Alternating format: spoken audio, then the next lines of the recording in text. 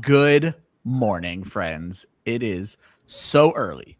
And while there are only 4 of us who actually care about this week, we do thank Dan for waking up with us as well. It is week 16 in the Massillon Fantasy League. I'm Ryan. He's Dan. How you doing, my friend? I still care, Ryan. I care about you and Stevie losing. I was going to say, I don't think there's ever been a more consensus. Like if everybody from the league jumped in right now, me and Stevie losing is what everybody is rooting for. I think Rob and Terry are the most likable people probably in this entire league. So me and Stevie losing, and me and Stevie are probably two of the least likable people. This is definitely a David versus Goliath type matchup here. So let's hope it happens. Yeah, here's the thing. I'm rooting for two things. I'm rooting for my second championship, obviously. If not, if I lose, Stevie better fucking lose, because all I want is Rob versus Terry in the championship. You and I have talked. Do we meet in Buffalo? Do you drag those two to Buffalo so we can all the four OG managers, watch this game together? I don't know. Let's hope we don't have to plan for it. Let's hope we're talking about my second championship. That'd be a fun car ride home. Well, me and you talked about, so this whole story started, Dan, after I moved to New York a few years ago. We were almost on pace to possibly meeting in the championship, and you talked about maybe we meet up and watch it together. So yeah, it'd be a fun car ride home for the loser, though. All three of us back to Ohio for 4 hours in the car, and like if you lost already. And then, if Rob's up by 2 points, Terry's gonna say it's over. So, well, and the other thing is there is no Monday night next week, if I remember correctly, because of the Christmas game. So I was gonna say there's the Monday night to figure it out, but you guys would probably be driving home during the Sunday night, so the game is still likely going on while you're driving. Oh yeah, but I'm talking like somebody's up by. As soon as someone scores the first touchdown, Terry's telling you it's over. Oh. All right, Dad. Quick lessons learned from last week. The three things I took note of. Taylor pulls off the high score in the losers bracket, which is just another example of the draft lottery at work. That is Taylor's first high score of the year, so he picks up a draft lottery point. Shout out to Kyle Pitts for putting in that work, but another player put in that work as well, Dan. Phil's team shows up at the best possible time.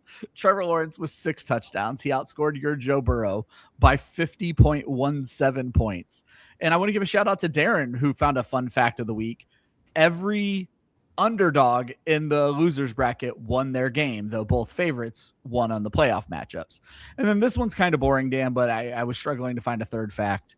After the Thursday and Saturday games, because I was looking at these facts this morning, Seattle has the wide receiver one, the kicker one, and the defense one, and they're likely to still have it when this week is over. So the Seattle Seahawks, big fantasy contributors this season.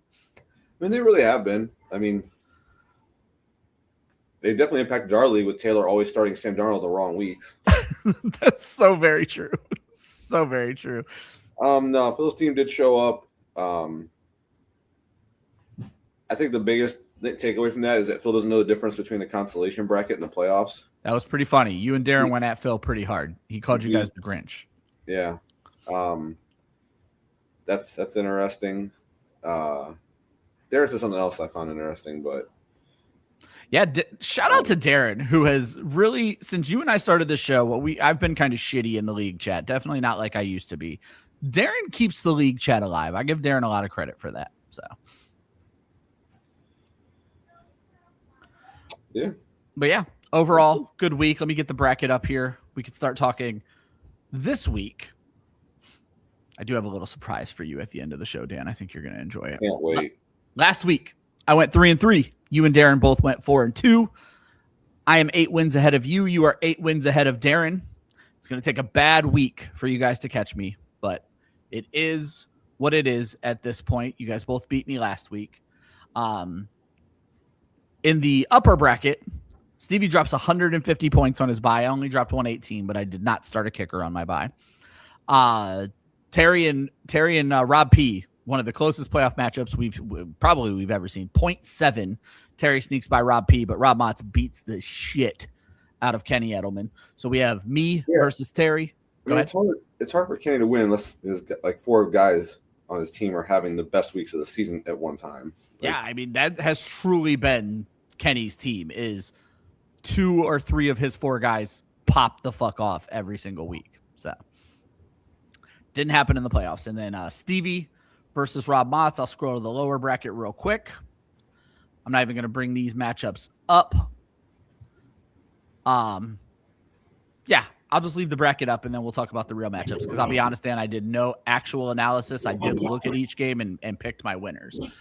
So let's start with the consolation prize on the top bracket, which is Kenny versus Rob P. Who do you got winning this matchup, Dan? I'm going to take Rob P. Yeah, I had Rob P winning this one as well. You know what? We're doing ourselves a disservice by not doing analysis here. Let me bring this up. Sleeper has this one projected by 23 points heading Rob P's way. Shadur Sanders obviously let Kenny down last week, and I think he's going to do it again this week. 4 points out of Zach Bond, 3 points out of Jake Elliott. The defenses did nobody any favors here. They actually played each other last night. But again, I don't have a ton of analysis here, Dan. No, I think Rob P has the better team. Unless Kenny gets someone to go absolutely off, he's not winning a game. Yep. So. Games that matter in the losers bracket, and I do have some notes for each of these games. So reminder for Kenny versus Rob P. The winner of your game gets an extra $5, and you actually get the better draft pick. I don't know if you guys own your first round pick, but you'll get the 9th pick instead of the 10th pick. That's how we have done that.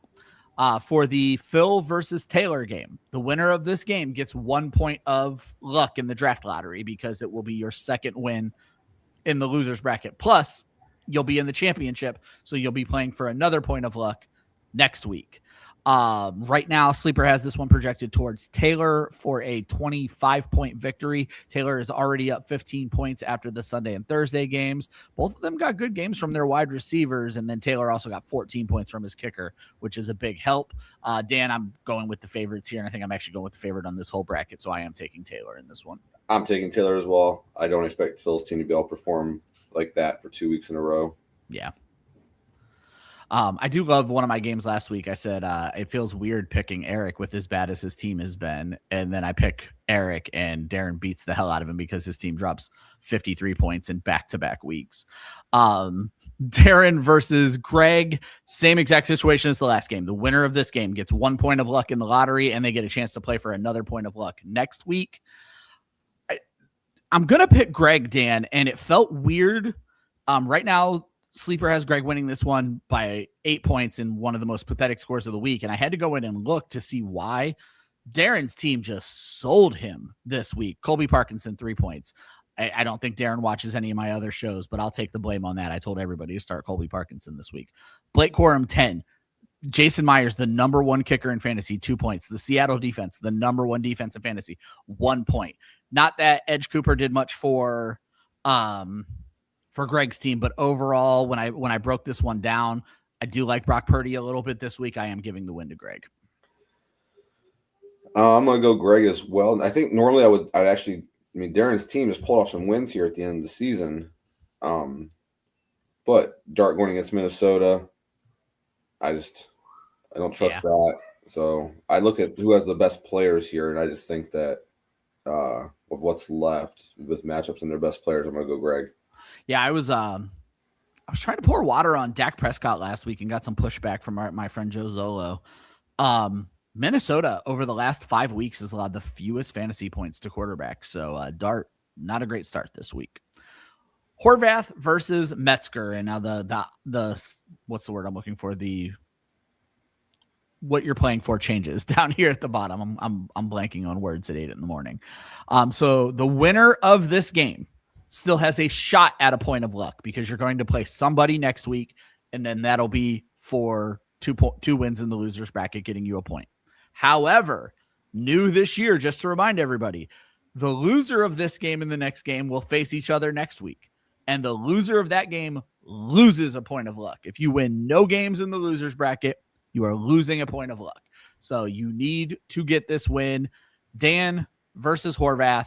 Dan, you were projected to win this by 25 points. Caleb Williams actually did some work for Horvath last night. However, the man, the myth, the legend, 225, 2 touchdowns, 12 catches. Puka Nacua puts this one out of reach in my mind, Dan.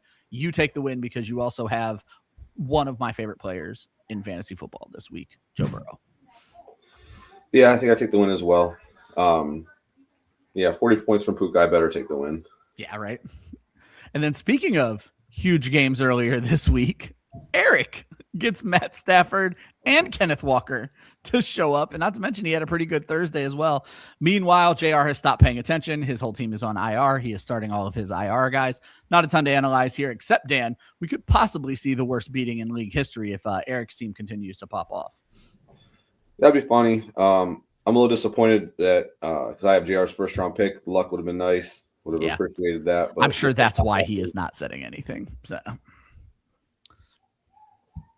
But yeah, I think JR loses. So, but he probably has his own third round pick, so he should be playing for that as well. And that's, I guess, what people don't consider there. So, Dan, we agree on every one of these. The favorite's going to win. Rob P, Taylor, Greg, you, and Eric. And now we get down to the nitty gritty. We'll start with my team because it's the first matchup on my screen.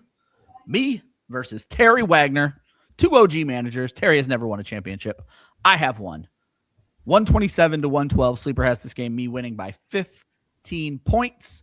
Jacoby Brissett versus Josh Allen. RJ Harvey versus Ashton Genty. Devon Achane versus Derrick Henry. AJ Brown, who already played and got me my 14 points, versus Michael Wilson. Drake London coming back against Jalen Waddle. Trey McBride, George Kittle. And then the flex, Christian McCaffrey versus Michael Pittman. Jack Campbell versus Max Crosby. Eddie Pinheiro versus Chris Boswell. The New England defense versus the Minnesota defense. Dan, it's my matchup. I'll let you get us started. How do you see this one shaking out? I'm going to go Terry. Whoa, you bastard. I'm going to go Terry. I think Harvey against Jacksonville's defense. I don't know what you're going to get out of London coming back from an injury. Yeah. I think McCaffrey going against the Colts defense. I don't think he's getting the 17 they're projecting there. Interesting. I'm interested to see how your Patriots do against this Baltimore offense. It could go one of two ways for you very easily. Oh, I know. So I'm actually going to take Terry to get this win. Yeah. So let me tell you who my favorite playoff defense is. And then when I went and looked and saw what roster they're on, Dan, I just want to give you a nice little one-finger salute because, man, do I want the New Orleans Saints. I picked up the Patriots last week because they were a top 10 defense.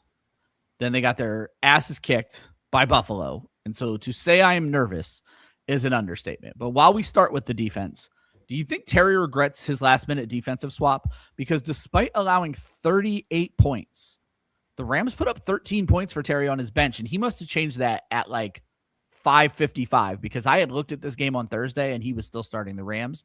I saw they allowed 38 points because I went to bed because I'm an old man. And I came back and was like, oh, tell me Terry got negative points. And then I saw he had no points. And I was like, oh, my God, did they get a 0? No, he fucking benched them. So, Dan, when you got Minnesota taking on the Giants, do you think there's any regret there from Terry, or do you think this could work out in his favor? So, Thursday, I'm looking at this. I'm like, oh, my God, I can have this guy's going to start the Rams when he has the Vikings defense going against the Giants, how well they played. And I'm like, do I text Terry? Do I interfere? Do I meddle? Do I meddle in this playoff game and text Terry? I was like, nah, that's some bad karma. Terry's got to do Terry. And when I saw he switched, I was so happy. I was like, good job. If I'm Terry, no. I with what the Vikings defense has done lately. They played great. 15, a 24 in the last couple of weeks to go against that Giants offense. I'm excited for Terry. Okay. I am going to pick myself. Get 20 points today. I am going to pick myself. Mainly on the backs of Trey McBride and Christian McCaffrey. And as I do it position by position. So comparing McCaffrey to Michael Pittman is relatively unfair. But it's just the way things shook out. I did include in my notes, though, my biggest concern is if Josh Allen has a hero game against the Browns today. If Josh Allen comes out and drops 40, Dan, I stand 0 chance. Nobody on my team has that capability this week, with the exception of maybe Trey McBride. So if Josh Allen plays hero, Terry wins, but I'm going to hope that is not what happens, and I am going to pick myself. Do you remember when we talked about Jake Ferguson being like a keeper and a number 1 tight end? Jesus, and then he has fallen off of 3 cliffs since then. Is Terry even starting very this much. week? Yeah, Terry holding 2 tight ends this season played out very well for him because of the George Kittle for about 7 weeks. Yeah. Steve Weiss versus Rob Motz. OG, technically, well, Steve is not an OG manager. For those who don't know, a little backstory of the Massillon Fantasy League. It started off as a 10-person league. Everybody wanted in after year one. We upped it to a 14-person league, and we said you couldn't keep anybody from year one. Stevie threw a temper tantrum that he couldn't keep LaDainian Tomlinson and left the league, came back in later. So technically, Stevie is an OG manager, but not of the 14-team league. Rob, however, is 0 championships for Rob Motts. He is playing for pride now. Stevie is already up 33-0. Sleeper has this game going Stevie's way, 122 to 114. Saquon Barkley cleared 19 points for Stevie, 4 points from Colston Loveland. You're welcome. I recommended Colston Loveland. I'm doing terrible with tight end predictions this week. And Nate Landman gets him a sack and 9 fantasy points. I had to recalculate this one this morning to make sure I was still going to do it, Dan. I am going to take Stevie. So I think we are going to see a Super Bowl of the Weeses. QB and running back now feel like a wash. I wanted to give Rob an edge at running back with Bijan Robinson, but Saquon handled business. But Stevie has these wide receivers. I think Jamar Chase fucking smashes this week. I think Stevie's trade has made all the difference. I don't love his mediocre IDP. However, what really hurts Rob here, and which could, if it's being overblown, could shift this matchup. Woody Marks is in a smash spot against the Las Vegas Raiders. It's still not even confirmed that he's playing.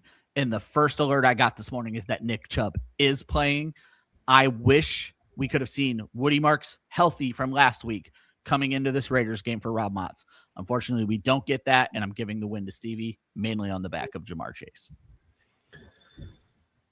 This has been the year of Rob. Things have fallen his way. I'm going to say they continue. I'm going to go with Rob. Wow. We're disagreeing on both. I think Bijan could have a huge day today. Very well could. Arizona's terrible against the run. The one thing, let me throw this out to you, because I feel like CJ Stroud has been playing a lot better. It's a tough decision. It really is. Going against that Vegas team, I don't know. That's Drake May has scored double-digit points, and I know double digits isn't the standard, but he has done double-digit points every game since Week 16. However, the 2 weeks leading into last week, 2 weeks ago, 3 weeks ago, 11 and 10. But he has been 18 and 15. But like you brought up, let me get CJ Stroud up on the screen here, because I feel like Stroud is. It's not as good as you thought, but. He did good. Well, 23 and it's 10. I thought it was 18. Yeah, 23. So basically, you're going CJ Stroud is still on a heater, and he's at home against Las Vegas. It's a very good question. In my rankings, I have Drake May well ahead. If you're looking at upside, CJ Stroud might be the call. But Drake May's who's gotten him, here his hot start at the beginning of the year. He has Hunter Henry there too. If he didn't have Hunter Henry, you could stack Collins and Stroud. I'd go Stroud then. Yeah, I was gonna say. But he has Hunter Henry, and Hunter Henry's his go-to. So yeah, you just need him to show the fuck up. It's been a little while. I think he may have scored a touchdown last week, but regardless, it's been rough. Yeah, so we're disagreeing on both of those. I'm taking the Weeses. You're taking the OGs, Terry and Motts. It'll be interesting to see how it shakes out. I don't have any of Darren's picks yet. He'll get them to me later on today. Just a reminder, 76 right on my part, 68 right on Dan's part, 60 right on Darren's part. And Dan, we end this section with the question, who is your Massillon Fantasy League champion as of right now? I think Terry. Think Terry's going to be able to take it? Yeah, I think we'll go Terry. That was my pick last week, but obviously I'm picking myself to beat Terry. And so I must appease the fantasy gods and remain humble. So Stevie, who was my champion from weeks like 3 to 13, is once again my crowned champion. As we wrap up the Week 16 analysis, Dan, with the game. We're looking for the best quarterback and the best flex. I don't think anybody's watching the show right now, but drop it in the chat if you are. Dan, I took it down last week. You were now at 5, correct? Or 5 wins? I'm at 4 wins, so I'm even catching up with you here. I took Allen and Puka Nacua. You and Darren both took Stafford. Darren, actually, for the first time ever, Dan, Darren sent me his picks before he watched the show. He picked the same 2 players as you. He said Stafford and JSN. I said, oh, you want to change that? He changed to Barkley. You beat him by 2 points, but I took you guys down. As always, Dan, you already know who I'm picking because I told you a little bit last night and you could have picked it up from the show. Do you want to steal my picks? Do you want to announce your picks first? No, sir. Go right ahead. All right. A little bit of analysis here, and this is all vibes. Dan, I am in love with your Cincinnati Bengals this week, specifically Joe Burrow, who I have never seen a human being more downtrodden than what I saw from Joe Burrow last week. I don't particularly love the guy. I felt fucking awful for him after last week, but he did two things that impressed the hell out of me. He did the opposite of Mike McDaniel. I don't remember the exact quote. You will. He said, no team in the league could have won with me at quarterback today. And the balls for that man to say some shit like that, because kudos to Joe Burrow. He recognized it was a bad game. He threw himself under the bus. And then, Dan, I saw the in-game clips between him and Zach Taylor where Joe Burrow was just furious. Zach Taylor's trying to like pump him up about having a good drive, and Joe Burrow's like, fuck that. We are fucking embarrassment today. Shout out to Joe Burrow. And Dan, I think he brings that energy into South Beach and beats the absolute fuck out of the Miami Dolphins today. My prediction all week, I've said this on multiple shows, 300 yards, 4 touchdowns from Joe Burrow. I think two of those touchdowns go to Jamar Chase. I'm going with the Cincinnati Bengals stack with a pissed off Joe Burrow and Jamar Chase. Oh, I agree. I think he's going to have a monster game this week. I'm going to go with Trey McBride. I love it. He is. And Josh Allen. Well, don't say that. Now I don't love it, Dan. All right. Trey McBride and Josh Allen. Dan taking it from our game. Let me just double check the chat here, Dan, before I give you my quick surprise. And I know you got shit to do today, but I think you're going to enjoy this. You gave me an idea a couple weeks ago. I did not do your idea yet. I just want to let you know of me giving you the 8 best teams and us doing a bracket. Well, today I was verifying the league document was correct, and so many team names made me chuckle. And so, Dan, I'm going to give you what I think are the 8 best team names in league history, either through context or just team name, but I have the context for all of these teams. And I'm going to let you do the bracket. You are 100% the arbiter here. I've created the bracket. Marlia helped me seed the 8 teams. Some of them are hilarious. Some of them are just great in league history, but these are the 8. You guys can vote in the chat, but Dan, you are doing the bracket. So in your 1 versus 8, and I made the 1, Marlia did not agree with me making the 1. My number 1 seed, Dan, is Cocksmokers from Brian Lewers, because that entire season, he was the Rebel Alliance. And then he left his phone out, and Herzog changed his team name to the Cocksmokers before the championship game. And he won the championship and wore that team name as a badge of pride for many, many years after that. And then the 8th seed, this one just makes me chuckle, is JR. Edit team name. On one of my posts, when I used to post on Yahoo about the entire league, I bitched that JR had not edited his team name yet. And I was being just a dick about it in the chat. And JR, being a petty little bitch, changed his team name to Edit team name and let that ride for 3 consecutive years. Dan, you have to eliminate one of these to move on to the next round. Cocksmokers versus Edit team name. Edit team name is gone.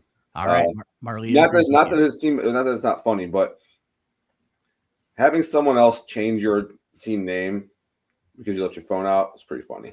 There you go. Not even just the name; it's just the story behind the name. I'm going to go down to the 2-7 matchup. The number 2 seed, as picked by Marlia. Classy Players Club. This is just Brian talking his shit like he did back in the day for this gem. Some NFL player did something completely terrible. I believe it was Ray Rice. It could have been one of the other ones back in the day. But Brian said he did not want that guy on his team anymore because he, quote, only allowed classy players on his team. Your number 2 seed, the Classy Players Club, versus Marlia didn't even want me to include this one, Dan. Metzger's third wife. This was Todd's team name after you were divorced and remarried. Todd was just a fucking savage and came for your throat. Classy Players Club versus Metzger's third wife. Who are you eliminating? Wow. He just said, wow. I forgot all about that. I thought you might have. Oh, wow. This is tough. Because I love Brian's team name. But the insult from Todd to do it's that. Good. Todd might be our best team namer ever. If you guys ever go look at the league document, Todd might be the best at this. I'll have to send him a text today. Oh man, this is tough. This is tough. I'm very intrigued to see the rest of this bracket of Todd's 7 on this. Yep. That was Marlia's call on Todd 7. She put him at 7 because she didn't think that me doing a show with you, I should open this wound back up. She could have that should have absolutely been 1. Like you dropped the ball. She hated that Cocksmokers was 1. I said because it's lures, I had to put him at 1. She thought it was a dumb pick. I agree with her. I'm sure you do. Oh man. 2 versus 7 should be the championship, clearly. Oh, it absolutely should be. So the championship is probably decided here, but I do have some fun ones later on. Oh man. Whew. I gotta go just with Brian Cena's team name is better, but Todd's is funnier. All right. And insulting. Todd takes the upset. Yeah. All right. The rest of this list is a letdown, let me just tell you, compared to how good that was. At the, I guess what would this be? 3 and 6. At the 4 seed, backup generators from Little Stevie. It's just plain clever. I remember that year. That's the year Stevie and I lived together. Yes. We were talking about how his team was about backups and my God. I was gonna say clever team name, just a great fantasy team name. His bench carried him. Not a lot to add there. Just a great fantasy team name. Well, both the starting running backs were like the number 2 running backs for their team. Yeah. But they would always one of them would always go off. Yep. What was his name? The one was for the Bengals. Oh my goodness. The one that fumbled in the playoffs for them. Oh, I wish I remembered this now. Oh my God. He ended up playing for the Patriots afterwards. Not Corey Dillon, right? They draft what's that? Not Corey Dillon. No. No. Oh my goodness. Ben Jarvis Green Ellis? No. Okay. No. He went the other way around, right? He went Patriots to Bengals. The Bengals drafted him. Oh, okay. It was him and Giovanni Bernard were the 2 running backs for the Bengals. Oh my God. Now I'm forgetting who it was as well. We'll have to look it up after. All right, Dan. This one is all sentimental. And he's held it for so long. Mr. Steak and the Meat Wallets, Rob's original team name, a harken back to maybe the greatest night of our entire group lives, probably the greatest night of our entire group lives, and an excellent hot dog from what I remember. Backup generators versus Mr. Steak and the Meat Wallets. Oh, it's Mr. Steak. That's not. I thought so. Close. Okay, this one was a play on numbers for both of them. The 3 seed versus the 6 seed. The 3 seed picked by Marlia. 3rd time's the charm. Kenny's 3rd season in our league. Why is this hilarious? He finished dead last, Dan. 2 wins, 14th place. 3rd time was not a charm.